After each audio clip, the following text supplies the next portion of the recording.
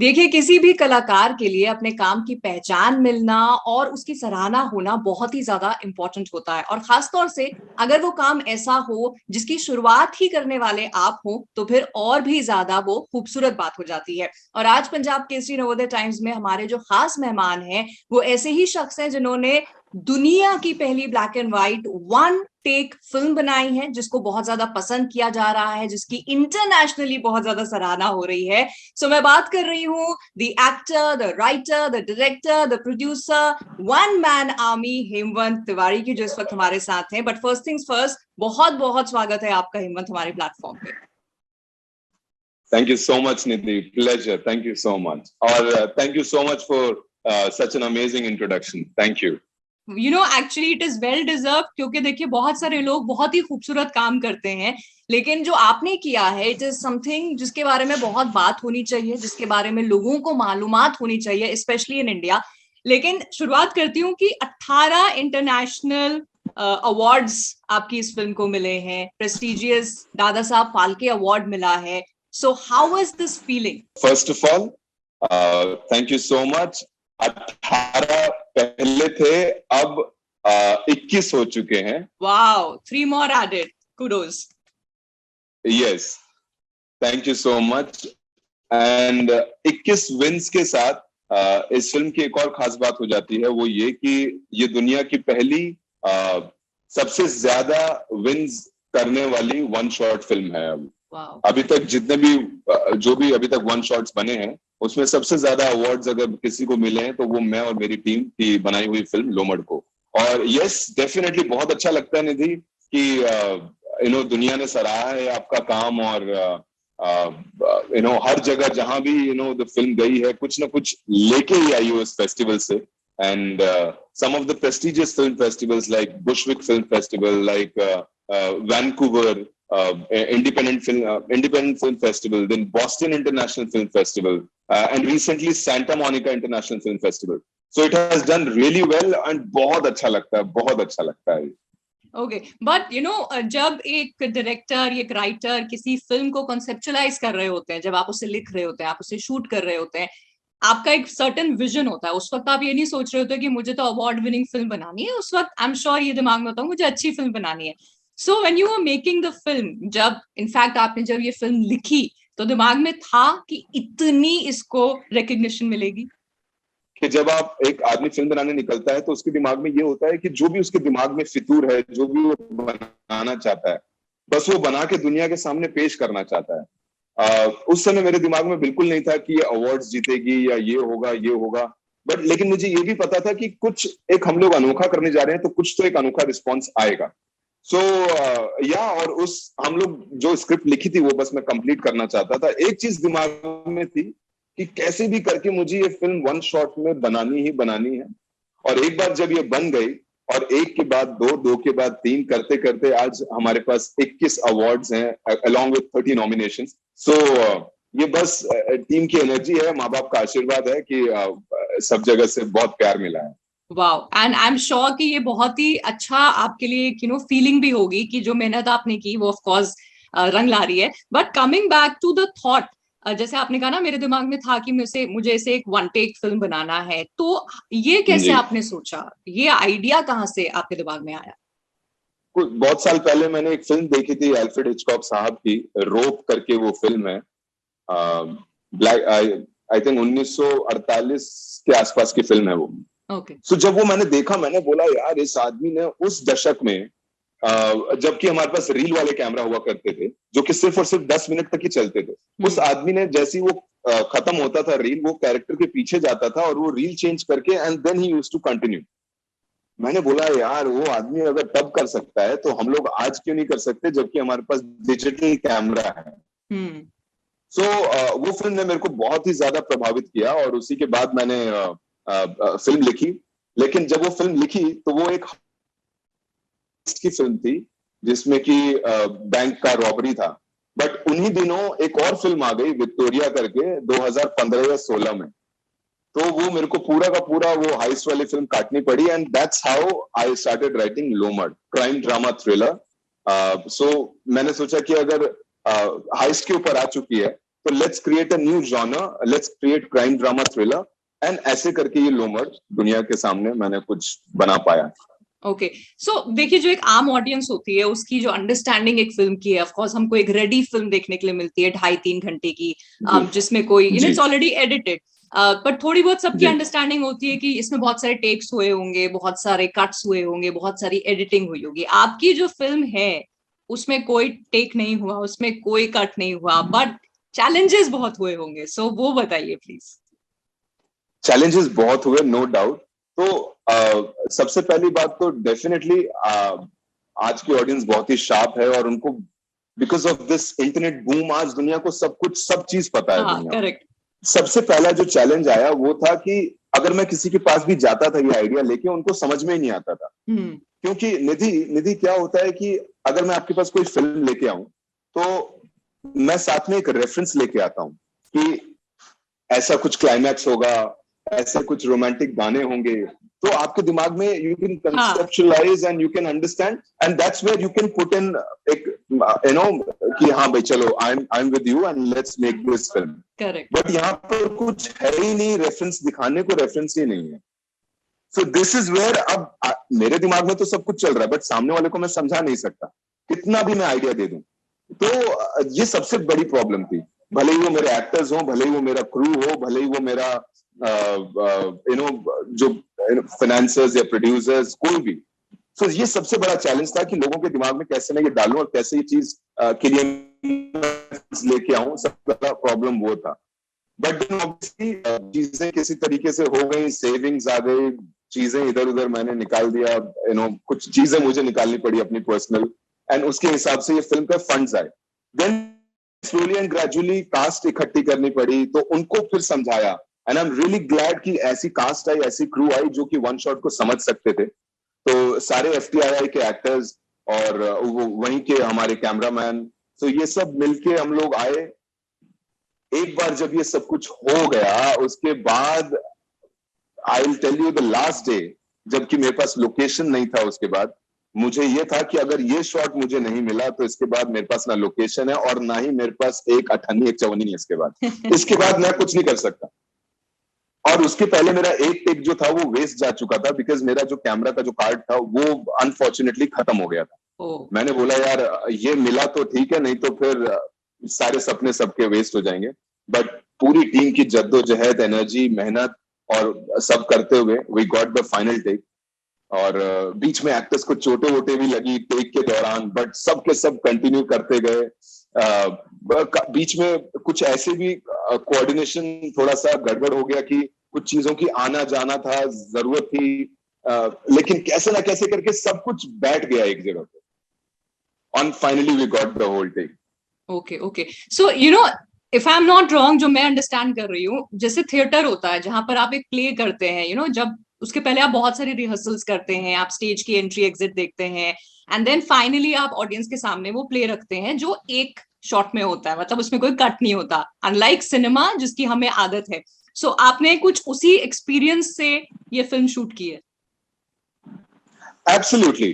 तो मैं अब लोगों को मैं एक चीज बोलता हूँ कि लोग 60 दिन शूट करके 2 घंटे की फिल्म बनाते हैं। मैं कहता हूं हम लोग 60 दिन रिहर्सल करके 2 घंटे की फिल्म बनाते हैं। करेक्ट। तो yes, you are right. Exit हो गया, एंट्री हो गया, कॉस्ट्यूम चेंज हो गया, अगर कुछ मेकअप चेंज है वो हो गया, तो ये सब दिमाग में रखते हुए इस टाइम पे ये चीज वहां पर पहुंच जानी चाहिए, और उसी टाइम पे अगर वही वाला फील्ड में दिखा रहा हूं तो वो चीज क्लियर हो जानी चाहिए। तो इन्हीं सब की रिहर्सल्स होते हैं। कैमरा कैसे जाएगा, फोकस पुलर, ये वो, बूम बॉय कहाँ रहेगा, माइक कहाँ पर होंगे, अगर लाइट्स की जरूरत है तो लाइट्स कहाँ पर होंगी, कुछ दिखना नहीं चाहिए फ्रेम में। इन्हीं सब की रिहर्सल्स होती हैं और इन्हीं सब में परेशानियां आती हैं। लाइक आपने जो पिछले क्वेश्चन में पूछा कि क्या क्या परेशानियां आई हैं, उसके लिए तो मैं कहता हूं कि आप बस मेरे से ये क्वेश्चन पूछ दीजिए कि क्या परेशानियां आई हैं, and I can continue for 10 hours. So वो वाला इंटरव्यू हम लोग, हाँ वो वाला इंटरव्यू, जो परेशानियों का जो इंटरव्यू, वो हम लोग कभी और एक अलग से सेशन रखेंगे उसका। But for now this is how एक पूरा मोटा मोटी चीज हमें मिली। Correct, and also add to it, हिम्मत, नॉट टू फॉरगेट कि आप एक्ट भी कर रहे हैं फिल्म में, मतलब डायरेक्ट तो कर ही रहे हैं, एक्ट भी कर रहे हैं, and I am just only wondering कि आपका दिमाग कितनी फास्ट स्पीड से चल रहा होगा कि आपको आपकी लाइंस भी याद करनी है, एज एक्टर परफॉर्मेंस का भी ध्यान देना है, एज डायरेक्टर भी आपका दिमाग चल रहा है कि मेरा कैमरा फॉलो कर रहा है या नहीं कर रहा है। Wow.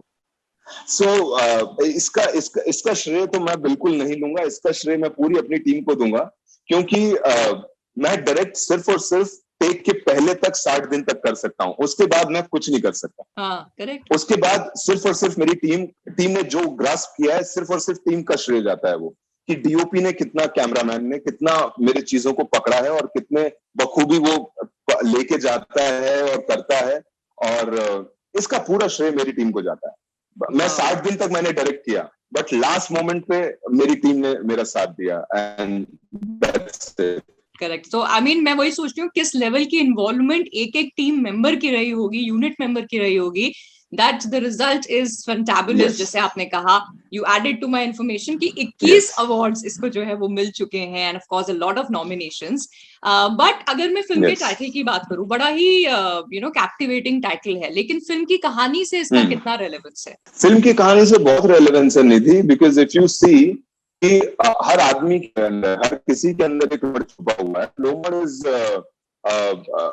A symbol of deceit, तो यही सिंबल है लोमड़ का। एंड और उसका जो कलर है वो भी येलो है। अगर मैं एक येलो कलर का अगर मैं नेगेटिव क्वालिटीज निकालूं, तो that is all with dishonesty, disloyalty.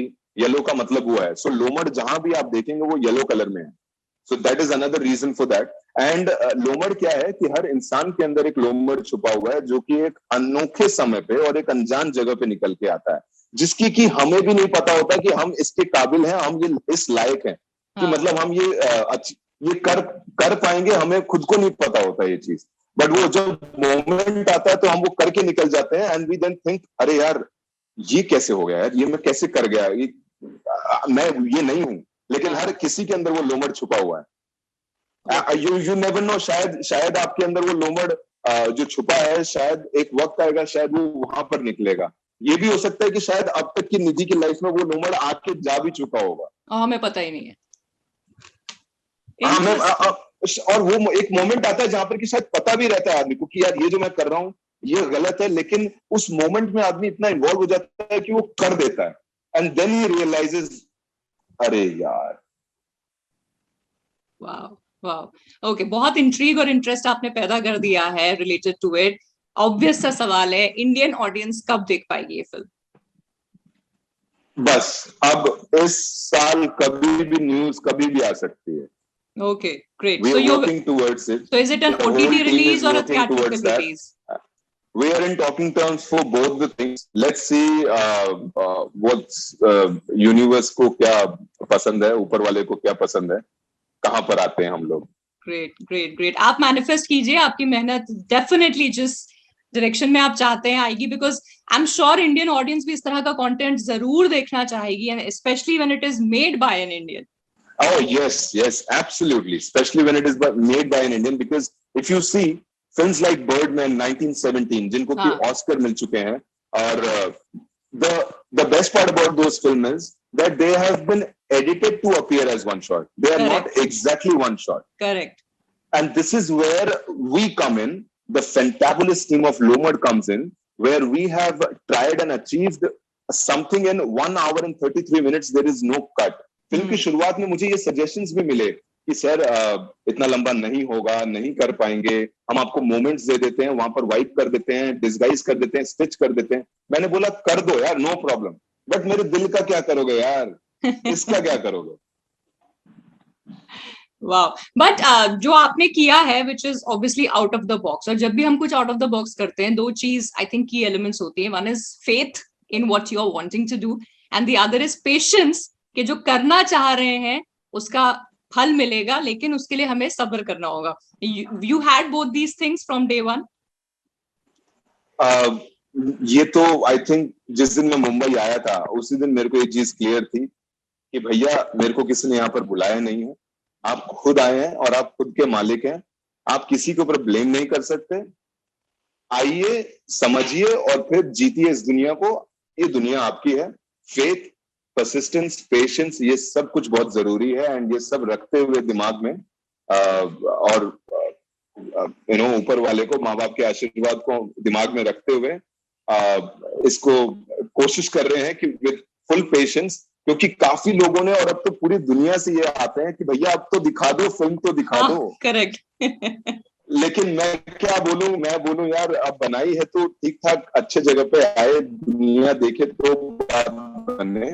तो इसलिए पेशेंस है और उसको कायम रखते हुए अब कोशिश करेंगे दुनिया के सामने लाने की। करेक्ट। एंड हेमंत, जैसे अभी आपने कहा ना कि जिस दिन आप मुंबई आए उसी दिन आप फेथ और पेशेंस लेके आए, तो मैंने बहुत सारे आर्टिकल्स पढ़े थे आपके बारे में, जिसमें one of the article said a Bihari boy making it big in Hollywood.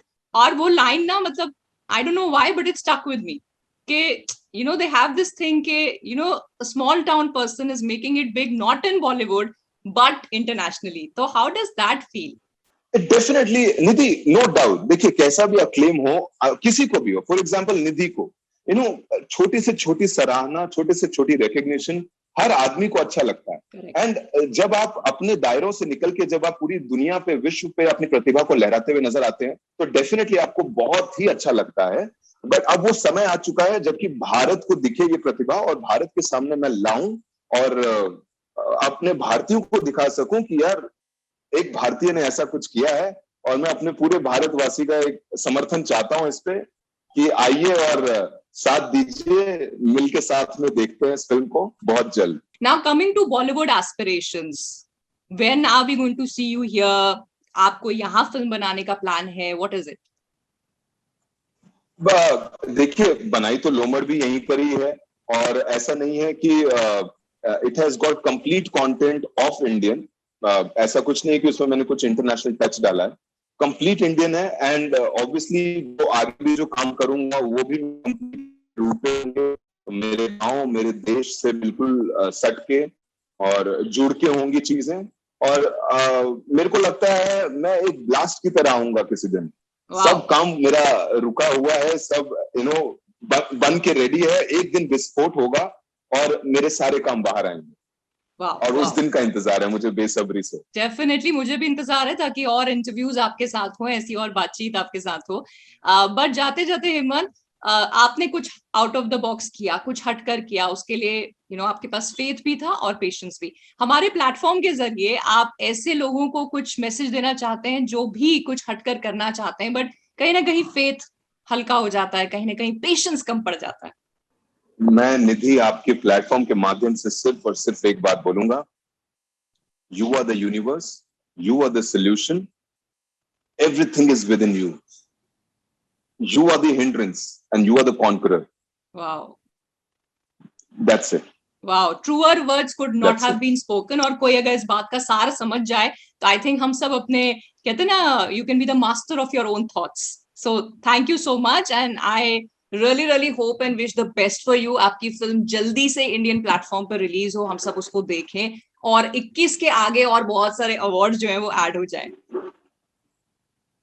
Thank you so much Nidhi, thank you so much, बहुत अच्छा लगा। Pleasure. Thank you, pleasure is all mine. Thank you, take care.